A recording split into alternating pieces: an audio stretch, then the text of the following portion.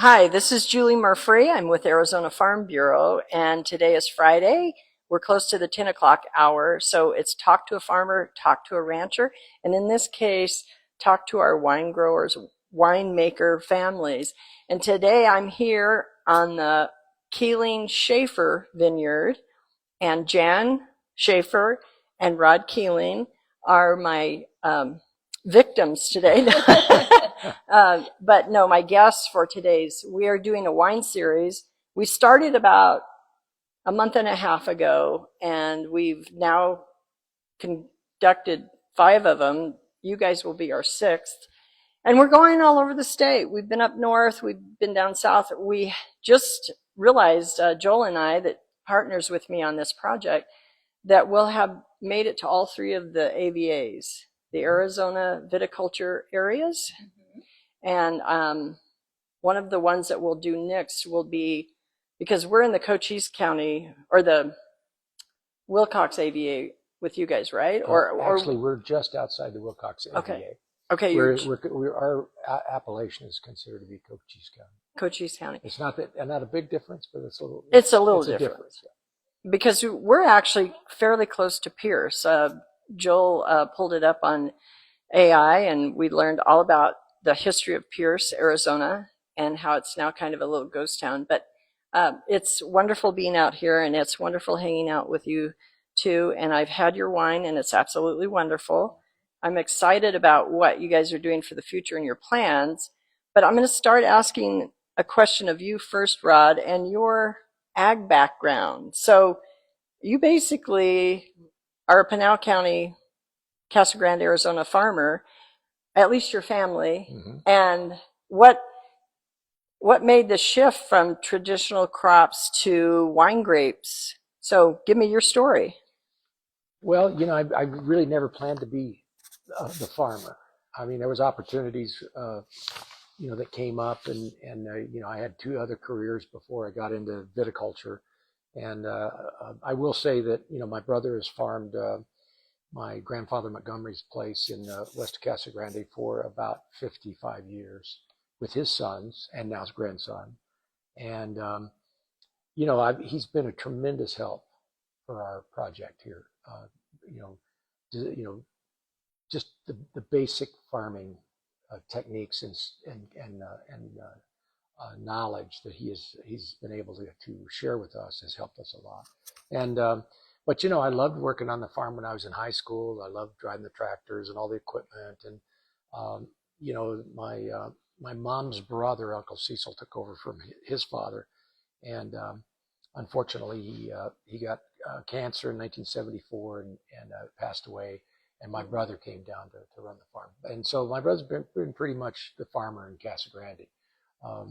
We actually didn't grow up in Casa Grande, although we spent a lot of time there because our grandparents lived in Casa Grande. My grandfather Montgomery was on the city council, and they were there since 28. They went down there in 1928, and bought that property. But my dad was in the military. His brothers were farmers in Eloy. And so, yes, we are big time background on Pinal County, but we were in the military, and I was born in an Army hospital. Well, I make a point every time that I talk about you, Rod, or just the whole Keeling Schaefer, that, hey, he's got ag roots. And because Pinal County is my hood, that's where I grew up, I always love making that connection. So the reality of it then is that you weren't necessarily the traditional crop farmer. That was your brother. Mm-hmm. But what you did is kind of, in my view, turn back to your roots, these agriculture roots. Well, it is. Well, actually, he had his grandfather actually grew grapes, but they were the green grapes. They were table grapes. Table grapes. Yeah. I love that little bit of trivia, so thank you.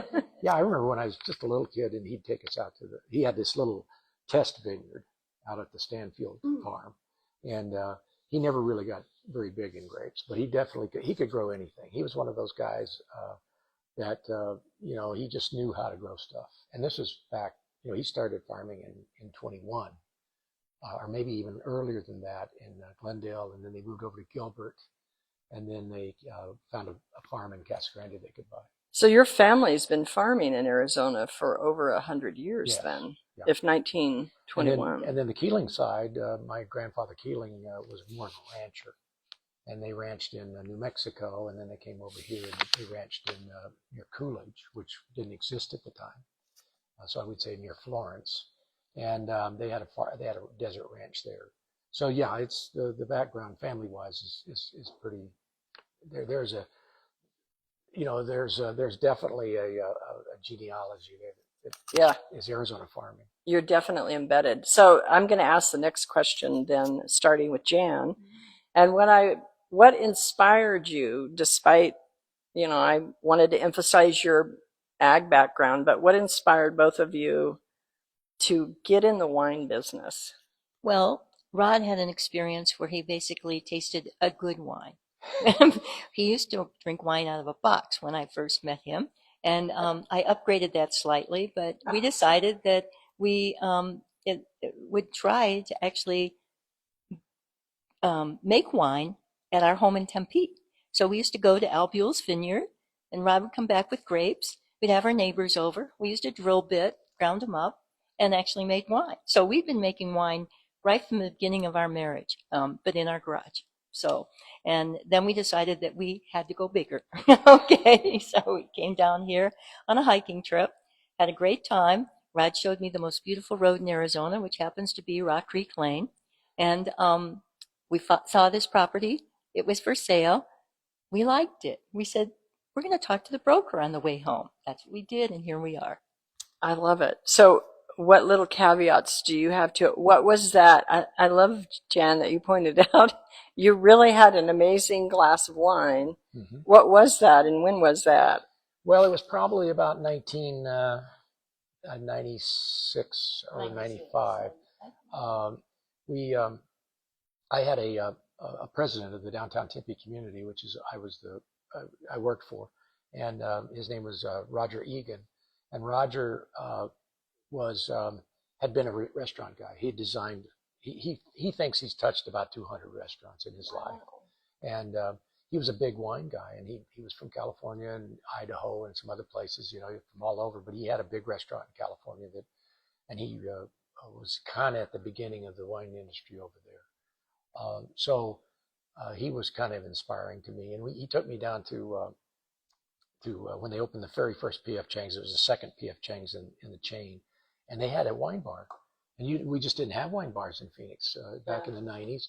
And he ordered a glass of Gurkich Hills Zinfandel, and I'd never had a wine like that before. It was just tremendous, totally different than any wine I'd ever tasted. And I said, boy, this is great. And instead of thinking that I wanted to collect wine, I'm not much of a collector, I said, I want to make that.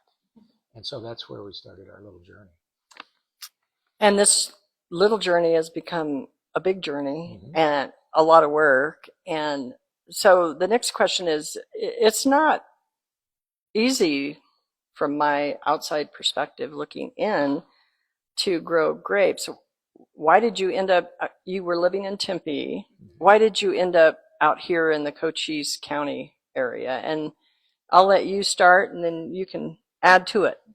Well, part of it, we were influenced by Al Buell, and Al was owned Dos Cabezas at the time, and he had the vineyard that is now owned by Merkin Vineyards, and it was a good site, and he grew a lot of fruit there. Bob Webb actually planted that in 1984. So that was one of the very early vineyards in Arizona, and it's probably one of the most successful over all these decades.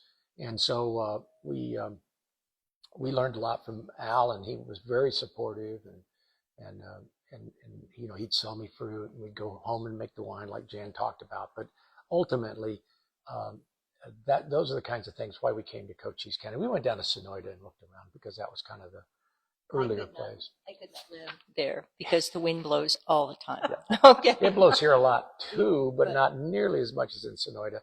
And we just, and as it turned out, it was very a good thing. The soils here, the water here, everything's better, and it's much more attuned to viticulture. And what I like to always say, because I'm overloaded with ag facts is that the majority of the grapes are actually growing here. That doesn't mean that they're all exclusively here, but a good chunk of our wine grapes that we grow in Arizona are right here in Cochise County. And I got a vibe, and maybe that's why you did ultimately end up here, because you guys checked out Sonoyta, is you fell in love with what you call the most beautiful road here in Cochise County. Right. I mean, that's absolutely right. We walked over the property and, you know, we didn't test the soil. We didn't test the climate. We didn't test anything. We just bought it. Okay. They say great wine is grown in beautiful places. Great wine is grown in beautiful places. I love that. And I think your heart leads the way on this as well. And to me, there's something there and it has meaning. So I want to also say, did my research. Keeling Schaefer is known for producing Rhone-style wines like your Syrah, your Grenache, Mourvedre. What drew you to these varietals, and how do you adapt them to Arizona's unique terroir? Okay, well, other than really liking that Gurkha Hills Zinfandel, we didn't know whether Zinfandel could grow here or not. But what we did was we took several trips to Europe during that period, and one of them was to Provence, and we've actually been twice to Provence, and we spent 2 weeks at a time, and we spent a lot of time going around wine tasting and finding out what they were doing, and that's really what inspired us to the Rhone varieties was our research, our wine research in France. And wine research in France is very important. Yeah, I say so. But also, you know, we talked to other winemakers that were doing business at that time, Ken Callaghan in particular, and tried to find out what grapes grew well here. That was the other piece of the puzzle. We wanted to plant something that, you know, didn't bud too early, you know, and would kind of fit the taste of wine that we wanted to make. One of the things that we're discovering, that Joel and I are discovering as we have been interviewing wine families like yourselves, is that none of you are hesitant to help one another improve on your winemaking. I've been so struck by a lot of the domain knowledge sharing that occurs. Is that, it's not always typical in every industry. Is that something special to the wine industry? Well, Rod, as a pilot, would say it's more collegial as a pilot than than as a winemaker. But indeed, I think in terms of sharing knowledge, I think people are very good about that. They were to us when we started, and you know, Rod tries to be, you know, to other vineyard prospects out there. So the two of you have purchased this property, and you purchased it in 2000, and you planted your first vines, I think you told me, in 2004. Talk about some of the first challenges that you faced in those early years, because boy, time is flying. And how did your farming background, maybe it was the help of your brother, how did your farming legacy, I guess, maybe help you overcome any of these challenges to build this successful vineyard? I think it helped a lot. I mean, I knew a lot of things that just I knew how to, drive a tractor, not drive, operate. I knew how to operate equipment. I knew how to fix stuff. Because you went out there as a kid in the summer and helped on the farm. I mean, I started driving tractors when I was 12 years old. So it wasn't automatic. I mean, my brother, he's got this facility where he parks all of his equipment. They farm about 5,000 acres now, so it's big. He's got tons of equipment.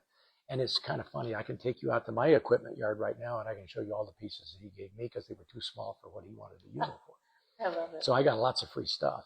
Yeah. So there was infrastructure. One of the biggest problems when we started, that nobody really knew what they were doing. Nothing was really proven, and there wasn't a lot of educational opportunities.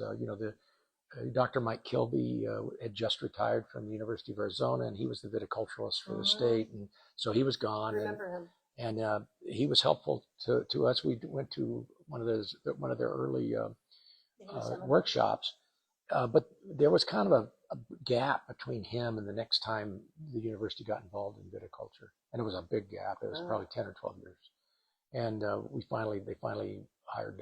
They've got a really good guy now from Washington State, Matt Halverson. And he was one of our interviews. Fascinating interview. Very enthusiastic about the wine business. It's fun to hear you mention him. Well, he's I used to teach people how to fly, and Matt's a good teacher. So I know a good teacher when I see one, and he's a very good teacher, and I enjoy listening to him lecture, and we've learned a lot from him. And for the last 16 years or so, we've had maybe 17, longer than that. We've had a crop advisor, Vern Johnson, and Vern basically works most of the time in pistachios and pecans. He has just a handful of viticultural clients, but boy, it's a huge benefit to have somebody that can not just advise you what you should be doing, but also, keeps track of all of your inputs, online. He has a service that he uses. Yeah. And so, the things that I learned from my brother and my uncles, and, just kind of by osmosis when I was a little kid, but now I look back, they were all process oriented. And so they were real farmers. They made decisions based on, the crop, when they planted, the yields, the how to make money, all that stuff was ingrained on a very young level. So that's kind of the approach we've always taken here. Is it's not a hobby. We're just not making wine. Our goal is not to have the greatest wine in Arizona, which would be great, but the goal is to have a successful estate vineyard, which is like saying, a successful grape farm. If we have a successful grape farm, then we're going to have a successful wine operation. You said something before we started the interview about wine grapes. You can, and I don't know if I can. You can take. Let me see if I can think of it. You can make. You can't make good wine out of bad grapes, but you can make, great wine out of good grapes. Is that something? No, you can't make good wine out of bad grapes. So the whole thing starts in the vineyard. If you can't grow good grapes, if you can't buy good grapes, if you can't find them, you're not going to have good wine. But the flip side is also true, that you can make really bad wine out of really good grapes, because you've got to perform on both ends in order to have the product that you're going to be able to sell. That's a quotable quote. So staying on the challenges, though, I haven't asked it from your perspective, even if it's not so much the production aspects, process aspects of winemaking, or just simply having a healthy vineyard. What were some of the other challenges early on that you noticed, identified, and worked toward overcoming? Well, first of all, it's 45 minutes to a grocery store.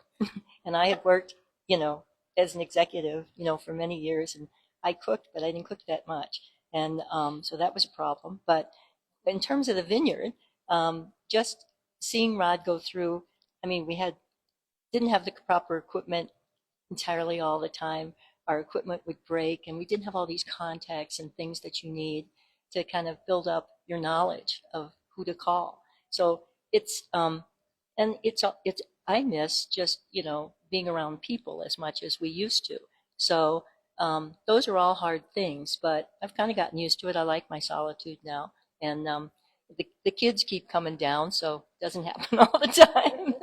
Well, I get a vibe, too, that maybe you've improved your cooking then. Well, slightly. Yeah. Everyone seems to eat it, so I'm glad of that. There you go. As a farmer and winemaker, you control the process from grape to glass. What's your philosophy when it comes to crafting wines? And how do you balance the fruit-forward style you aim for with the unique characteristics of Arizona's climate and also our soil? Well, we take more of a new world approach. They talk about the old world and new world, and a lot of it has to do with how you process the fruit. And so when we bring the fruit in, we destem it, and it doesn't really get crushed really hard. Mm-hmm. So we're trying to avoid the astringency of the skins and the acidic. You want acid, but you can't get rid of the acid. You can only add acid, but the the idea is that we want a soft, approachable style, particularly in the reds. The whites I want a little more, you know, a snappy character to them, so that they're fresh and refresh. You know, they go on your palate and you go, oh, that's great.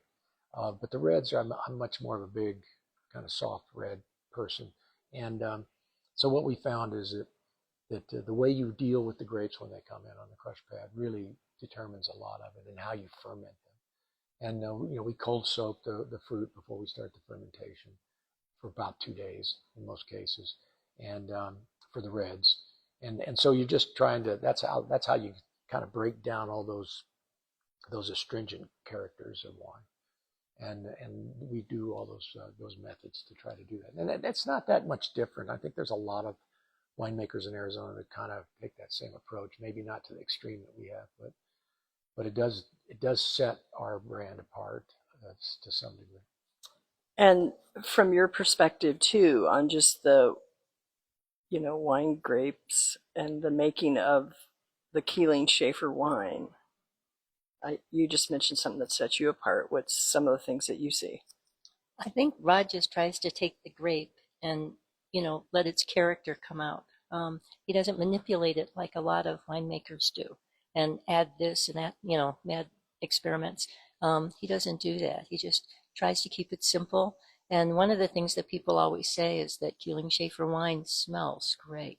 I mean, you take a whiff of it and you can tell that it's a nice wine. Oh, I love that. Yeah, the more you work the wine in certain ways, it loses its nose, and I think if you want a big, rich, fruit forward nose, and that's how you just don't do a lot of the stuff that people do. Yeah, I'm liking that. I like that philosophy. Since your first harvest and starting sales, how has Keeling Schaefer vineyards evolved?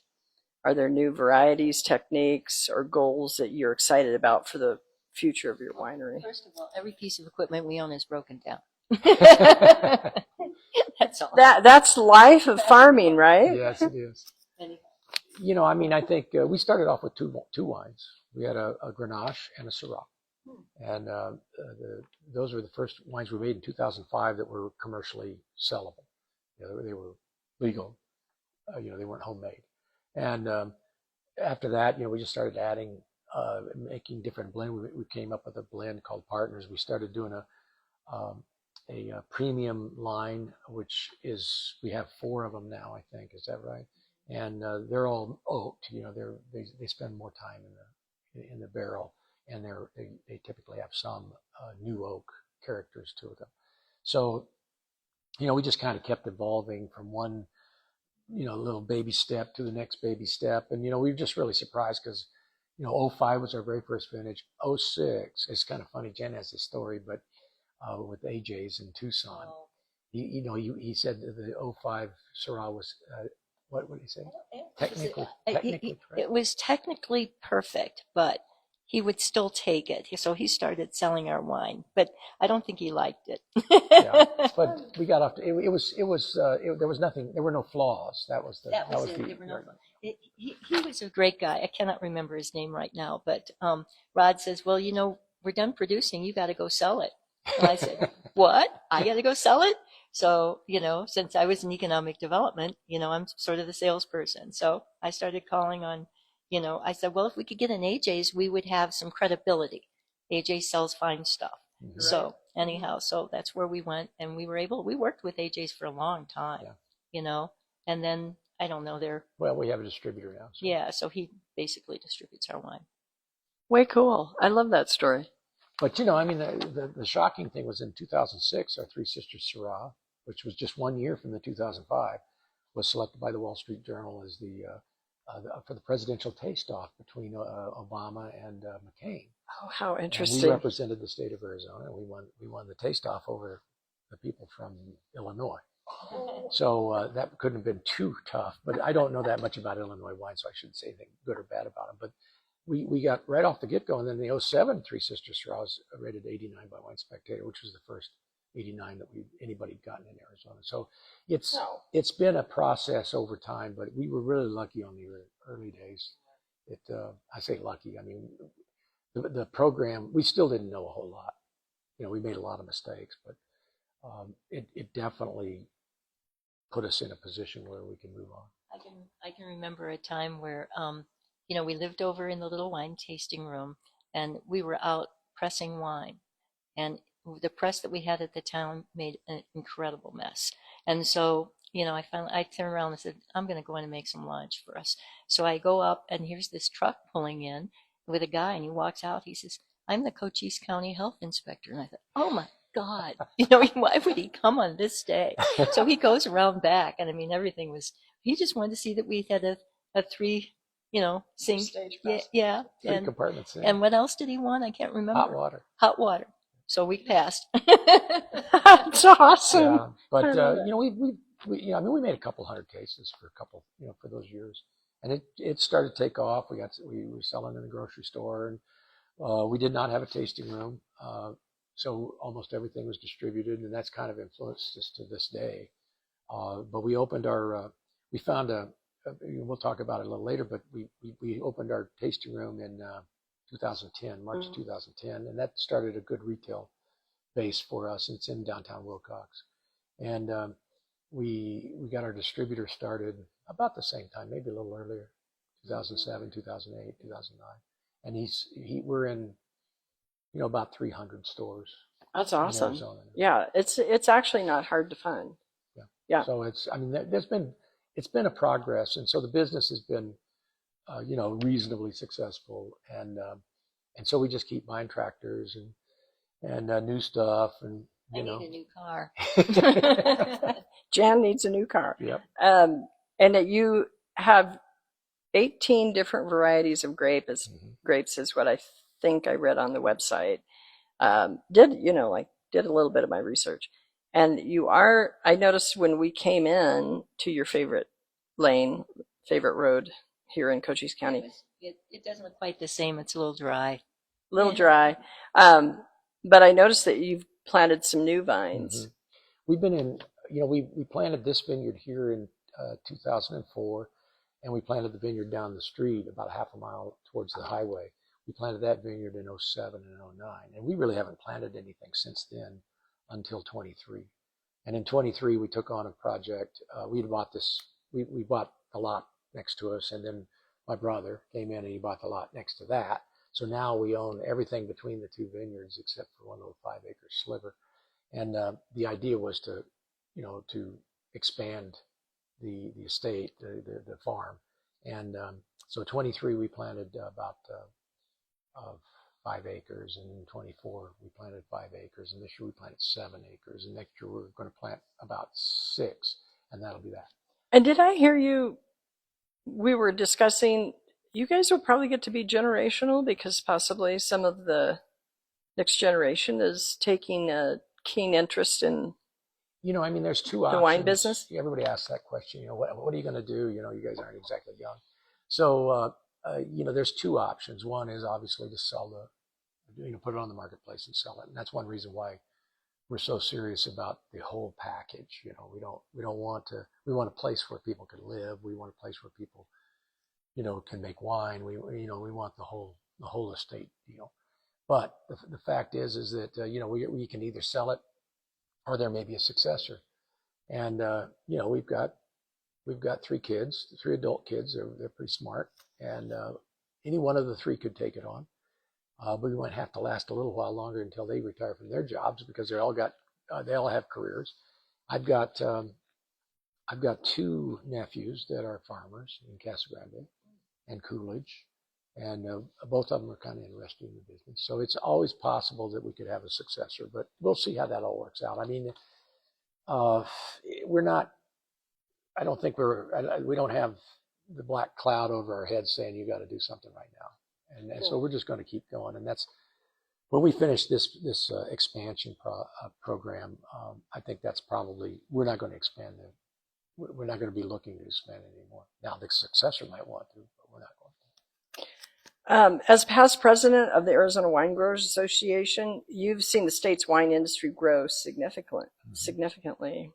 What role do you think Keeling Schaefer and Wilcox have played in putting Arizona wine on the map? And It definitely is on the map. For anybody watching this live or watching it afterwards, we have awesome award-winning wines right here in Arizona.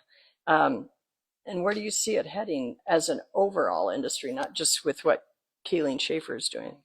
Well, there's good news and there's mediocre news, but the good news is that it's grown. When we came down here and planted this 8 acres, there was only about 35 acres in Cochise County. Oh, wow. And today there's about 1,400. Okay. So from 2004 to today, there's been exponential growth of the vineyards here in Cochise County. When we started, there were maybe 6 wineries that were licensed in the state of Arizona. Now there's 156. So there's been tremendous growth of the wineries. A lot of those wineries are not, there's only a handful of wineries that do everything like we do, that have the farm, have the winery, have the tasting room, have everything on site. So but it has grown a tremendous amount. There's a lot more people invested. That's the good news. The nuts, and we found places where we can grow. The actual viticulture, the success of viticulture in Arizona has improved a lot. There's still places that are very difficult, but most of the places that have been selected over the last 10 or 12 years have been pretty good sites, because everybody knows that that's an important consideration. So the not so good news is we still haven't attracted huge out of state investment. Now, maybe that's good news, because a lot of people may not want that, but because we're still growing basically organically. There hasn't been anybody, Mondavi hasn't shown up and bought 1,000 acres and started. It's not like the tree crops here in Cochise County, where we've had huge companies from outside the state come in and plant a gazillion pecan trees. Is there a reason why you don't think the Mondavis of the world have come in? Don't forget the limits. Oh, yeah. Well, yeah. I mean, my first term as president of the Arizona Wine Growers Association was 05 and 06. They kind of get you when you're young, right? When you first get started, they go, oh, he could be president. So they voluntold you. Right. The very first thing, voluntold. The very first thing we were up against was this Granholm decision, which was a U.S. Supreme Court decision that required all states with wine laws to allow other states to have the same privileges as the in-state. So they found that illegal for us to have special rules for Arizona wineries and not extend those rules to the California wineries. Oh. And so there was a big lawsuit, and the Wine Institute of California won it, and so we were looking at a situation where the legislature wanted to reduce they still wanted to continue the 3-tier system, but which basically means the distributors are in charge of liquor in Arizona, because we are a 3-tier state. So it was a big fight. We got legislation passed. There was only 5 or 6. I remember going to a meeting over in Sonoyta at Kent's, and there might have been 6 licensed wineries in the meeting, and that was everybody, pretty much.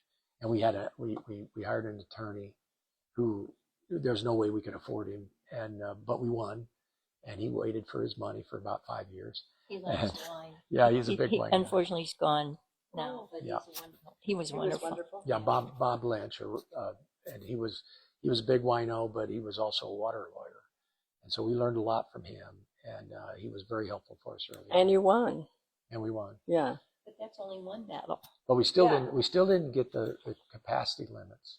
We are restricted to making 20,000 if we want to self-distribute, or 40,000 gallons of wine every year with our license. So it's hard for a company to come in and know that they can only grow so far.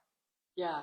So if you have those kind of limits, is the Arizona Wine Growers working on that? They are currently working on it. They have a lobbyist now, Tri Advocates, who has been working on that. I'm not as involved I served 3 terms as president. That's 6 years. I figured that's enough. So, and since 2008, I've been active with the Wilcox Group, which is called we started out as Wilcox wine country partnership, and we were part of the Chamber of Commerce. Now we have our own private nonprofit ag organization called the Cochise Graham Wine Council. And I've been the president of that since we started it. And so that's kind of been my focus as it relates to trying to lift the boats. Right. And it definitely has limitations, but one of the things, and I'm not justifying it, I think you guys should be able to expand to the level you want to expand. That's business. That's entrepreneurship. Yes. But it certainly has created this classic farm family wine growers and makers that also, and I won't say boutique, sometimes that even has the wrong connotation, but it gives me the sense that you've really classified the wine here in Arizona and you've really made it yours. Is that fair to say? Yeah, I'm scrambling for words here. No, it's good. I mean, I think Arizona wine is got a distinct reputation, distinct character. Mm-hmm. It's we've had some great, we've had some great opportunities for people to come in and begin. We have some of the old guys, we have some new guys, and gals, but we just haven't kind of gotten over that one ridge, and we've kind of solved a lot of problems. Yeah. I mean, a lot of problems. Just the viticulture side, the farming side is so much better, and we have much better information now. We have people that know what they're doing, and the failure of the vineyards in the early days in the 80s when they first started planting vineyards in Sonoyta, the failure rate was like almost 100%. Mm. And so it's taken a long time to get to where the science itself is sufficient for us to be able to do to have success. Question for you: when you both delicately dipped your big toes into this, would have you ever imagined that this is where you would be? Absolutely not. But it's great. It's a good opportunity.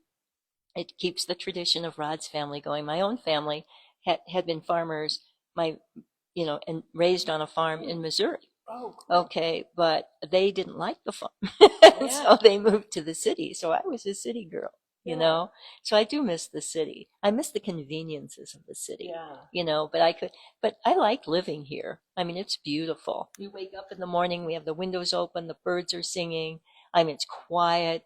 We sleep like babies. I mean, because you've worked all day. So, it's a great life. You can, enjoy it. And it's stunningly beautiful. And we were just, Joel and I were just talking about the mountain ridges. I mean, you're basically surrounded by them. And then you kind of come into the space and you're not really realizing, oh my gosh. So it's a beautiful area. Let's talk about your portfolio, your wine portfolio. From the Rock Creek Rose of the Grenache, am I correct on that? Correct. To the bold Little Block Petite Sirah. Do you have a personal favorite? I'm going to ask this of both of you, and Rod, you can start. Of one of the in your wine portfolio that holds a special meaning for you, or any stories? Every one of the wines have been named pretty much as a kind of a special relationship with other people. So the Rock Creek is obviously not one of the Rock Creek Rosé is because that's where the fruit came from for that. It's from our Rock Creek vineyard, which is right down the street. Okay. And but some of them are pretty interesting. The Three Sisters Syrah, which is kind of the flagship non-premium, was named after Jan and her three sisters. So she has three sisters. The Two Reds Grenache is my brother and my sister, who are both redheads. Little things like that. So it's all kind of family related. What is it? The Keeling brothers Shiraz, which is one of the premiums, is my dad and his two brothers owned Keeling Brothers grocery store in Eloy in the 1930s and 40s. Oh, I bet they had stories. Yeah. In the 1930s and 40s. Oh, yeah. Wow. We spend the rest of the day on that. Migrant workers. We got some great stories. The chickens. They used to slaughter 1,000 chickens on Saturday morning and they were all dressed out and sold at the grocery store. At the grocery before noon. store. Oh my gosh. Yeah. 25 cents. We need to get this story told too. I need to come back, you guys. So anyway, all the wines are named. You know, what you can. Partners. Oh, the partners, yeah. You know, we had a partner in the lower vineyard, Roger Egan, who was my Tempe buddy, and we called that partners because it's a blend of three different wines. Grenache, Syrah, Mourvedre. It's classic GSM Rhone style blend, and Australian blend maybe, and he that was really named after him. And I'm trying to think of any Well, other. the Schaefer boys. Schaefer boys. My dad and his 5 brothers were known. They were born in Loose Creek, Missouri, and my dad was born in 1909, and he had older brothers, so they were pretty early, and they were known locally as those Schaefer boys because they had a still, they had a rumble seat, they were quite the, quite the characters. Okay, so those Schaefer boys. So he's got his relatives, my relatives, and then the partners was also, just besides Roger, such a good partner. But we also had partners, kind of helping us along the way. And Farmers itself was named because we celebrate farmers. Farmers Mourvedre. Yeah, and then the Home Place Reserve, which is our top French oaked Syrah. Home Place came from the name that my grandfather named. It's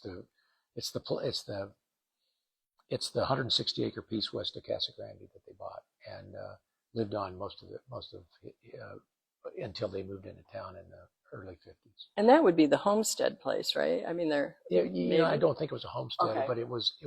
I mean, technically, it wasn't a homestead, but yeah. They called it the Home Place. And when I grew up hearing that term, home. Oh, we're going out to the Home Place, or we're going out to Stanfield Farm, or we're going, well, and this is kind of the home place, yeah. Now for us. Yeah. So. And my brother he built a house there in 1980 and lived there for 45 years on that place. Wow. So, we talk about business, we talk about building something, and it really is built on our family and our relationships. You guys have reflected that in your wine portfolio. I'm going to have much more of an appreciation when I buy one of those bottles of Keeling Schaefer, and I'll make note of that. And I might even have to give you guys a call and say, okay, tell me the story behind the name of this label. Pausing just for a second for station identification, jokingly I say that, but this is Julie Murphy and Joel Carr. He's kind of behind the scenes of Arizona Farm Bureau. This is Talk to a Farmer, Talk to a Rancher, and this series is I'm talking to my wine making families. And if you have any questions, if you're live with us, don't hesitate. We may not have all the answers, but we'll take a shot at it. But this has been a great interview. I've got 2 more questions for you, and it's about the building. Okay. So I'll ask you first, and then you can add color to it too. But in 2008, you purchased the 1917 Wilcox Bank and Trust Building, and I've been into it. I was there just before you guys opened. I've been in there since you opened, and just the last time, which was about a month ago, I think we went into the building in Wilcox to turn it into a tasting room and you bought it from the Clumps. Longtime local ranchers, they're Farm Bureau members like you guys, and they restored it. And you guys restored it yourselves. Reading up on you, I discovered this is your 8th National Register of Historic Places buildings that you've owned and rehabilitated, basically. I'm so curious, obviously, the journalist in me, what's inspired this? Why do you capture or acquire old buildings, restore them, and get them on the historical register? Well, the prior 7 to this one were done a long time ago. Okay. So it hasn't been a continuous hobby. It's been, and I wouldn't even call it a hobby. I went to work for the city, although it's actually the town of Florence, Arizona, in 1986 as their Main Street manager. That was my first job in the downtown redevelopment, revitalization business, management business. And that's before I went to work for the State Department of Commerce as the Main Street coordinator for the state. And that's where I really started, because they had so many buildings, and they were I had a house there that I restored. I had an old bar, the Rap Saloon, that again, my brother and one of his friends bought it, and I fixed it for him. So, there was a lot of buildings in Florence, and we've owned together. We've owned one house and one triplex in the Coronado district in downtown Phoenix. Oh. So when we were living up in Phoenix and Tempe, we had those two properties, and they were rental properties, but they had to be repaired. I mean, we went into Coronado wasn't what it is today. It was pretty. I remember I lived in one of the apartments, and the first night I got in there, about 10 o'clock at night, the guns started going off. And so it was not like that. I mean, it's a much nicer neighborhood today than it was back in, when did we buy that? 1990, I bought that triplex. So, those are the kinds of buildings that I've fixed up. They're all kind of practical projects. They weren't, and this is a practical project. It's not something I did just like an old car, and park it someplace. We used it. And the bank building in Wilcox is pretty special. It's probably one of the best. First off, it's probably one of the best buildings I ever bought. And second off, it's probably one of the best rehabs I've ever done. And it wasn't that hard because it hadn't been messed up. Kathy Klump is has been the kind of lead person for the local historic society. She's a superstar. Oh, yeah, she knows the history here so well. 40, 50 years. And I knew her. It's ironic that when I worked for the State Department of Commerce as the Main Street manager, the Main Street coordinator, Wilcox was one of my very first towns. And so the very first visit I made to any of the towns was to Wilcox in 88, I think. And I met Kathy, and Eddie Browning was the Main Street manager for Wilcox at the time, and we worked with them on some projects. And I can tell you that the Main Street or the Railroad Avenue had one building open, and that was the bar. And there was two, and then there was the commercial building, and so it was Wilcox was pretty blown out, and a lot of people would think it still is, but I can tell you the difference between when we got here. Yeah, I've seen it too. I've seen a real change. It's 100% better. Yeah, it doesn't go on the scale of the metropolitan area where one day it looks like a cotton farm, and the next day it's nothing but houses as far as you can see. It's not on that scale, but we don't want it to be. We want it to be Wilcox. Right, and it's definitely been revitalizing now for at least about 7 or 8 years. So I have a quick story on Kathy Klump. She's a treasure. So we started in 2001 or 2021 a program for the Century Farm and Ranch. And by the way, the Keelings, it sounds like you guys would qualify for that program. So. And as members, and we're seeking our members because we want to celebrate our members, they, if they've been in continuous business for 100 years or more, then we recognize them at the county level and the state level. And then we even send them home with this metal sign that hopefully the sun doesn't beat to heck too quickly, but it's a sign that says Century Farm and Ranch Family, and then we put their name on it. Well, the Klumps, of course, would qualify right away. I forget, but something like 130 to 140 years that family's been here. But so I got wind of them, and I decided to send Kathy Klump the application. And she said, Julie, you got to fix this, and you got to fix this, and you got to clarify this a little bit more. And so I did, and I have a better application for the Century program. That's her. In fact, she felt like she shouldn't apply for it because she didn't feel like we qualified. And when she pointed out what we needed to fix, I thought, yeah, I can see that. So the next year, so she didn't apply that year. The next year I said, Kathy, I've made all those fixes. And it wasn't typo things. It was stuff to make more sense for the family that was applying for it. And that was more Arizona centric. Because I actually R&D'd, ripped off and duplicated some of the concepts from the Midwest where they have a lot of these 100-year farm and ranch programs. But anyway, I said, I promise you it's where it should be and how it should be. So she applied that year, and this last year, they were recognized at the annual meeting. That's great. But that's my fun story about Kathy. Yeah. So I got a little fun story about Kathy. it's amazing because we bought this building, the bank building, Wilcox Bank and Trust, and it was in escrow. And we hadn't bought it yet, and we bought it from her. And we went about 2 years after that. We didn't do anything with the building at all. And then one day, I walked into her little office there at the photography building that she is kind of like a museum. And she was in the back, and I walked in, she looked up, she says, "I was waiting for you. Remember?" I said, "Well, you were with me, weren't you?" Yeah. And I walked in, "I was waiting for you." I said, "What do you got?" And she says, "I've heard that you're going to redo the building." And I said, "I am." And she said, "Here's the file." She had it sitting on top of her desk. She didn't have to go to the file cabinet. She had this huge wall full of file cabinets. Wow. So she was, everybody in Wilcox, pretty much. I won't say everybody, but there was a lot of people that really were very helpful. I'm really glad the building turned out as good as it did, and now it's an asset, and we need more of those as we go along, and we're starting to see.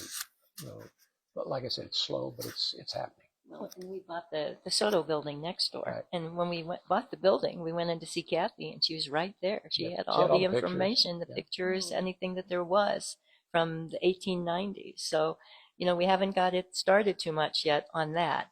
What do you plan to do with it? Well, we go back and forth in that a little bit. We're thinking it's probably just going to be an extension of the tasting room, but a place where people could perhaps have small events like, baby showers, wedding showers, a private party of sometime, or just an open seating area where people could go and be private and have a glass of wine, So we haven't quite got it figured out yet, but we will. Yeah. And the reason that we had to wait on doing the tasting room was because we were building the house at the same time, and I said basically that the house gets done first. I'm sorry. I'm tired of living over there. Let's have a house. Yep. So. I love that. When you go into it, it even has, and I may have it incorrect, so you can correct me, but you look up at the roof, and isn't that stamped tin type of roof? They call it a tin ceiling. It's actually ceiling. a mild steel. It's made by W.F. Norman, which still makes those ceilings in someplace in Missouri. I think it's Cuba. Cuba? Yeah, Cuba, Missouri. And I've never been inside, but I've talked to people that have been inside the factory, and it still has dirt floors. And they use the original presses that are mounted on concrete, of course. But it's you can still buy the same thing, and it's amazing that they still make that. But it's had its it's become more popular for newer buildings. Mm-hmm. So yes, that was in the early days. You can always tell the age of a building.